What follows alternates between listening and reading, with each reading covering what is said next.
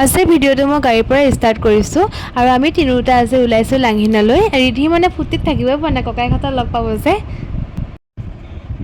প্ৰথমতে আমি এনেকৈ মন্দিৰত সেৱা এটা জনাই ল'লোঁ, কাৰণ আমি ক'ৰবাত যোৱাৰ আগত এনেকৈ মন্দিৰত সেৱা এটা কৰি লওঁ, যাতে আমাৰ ৰাস্তাত কোনো বাধা বিঘিনি নাহক, ভগৱানে আমাক যাতে কুশলে লৈ যাব পাৰে।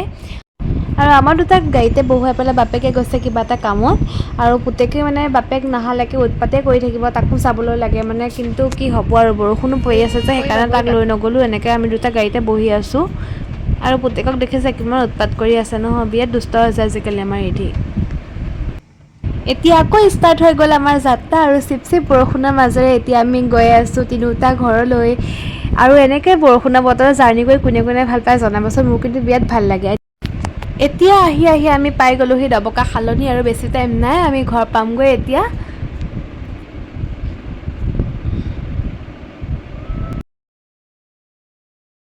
অৱশেষত আমি পাই গ'লোহি ঘৰ, আৰু ঘৰ পাই ষ্টাৰ্ট হৈ গ'ল নহয় সিহঁতৰ উৎপাত। ভিডিঅ'টো মিউট কৰি দিলোঁ কাৰণ গান বাজি আছে যে, আৰু সিহঁতৰ উৎপাতখিনি চাই থাককচোন। অঁ কাটিছোঁ।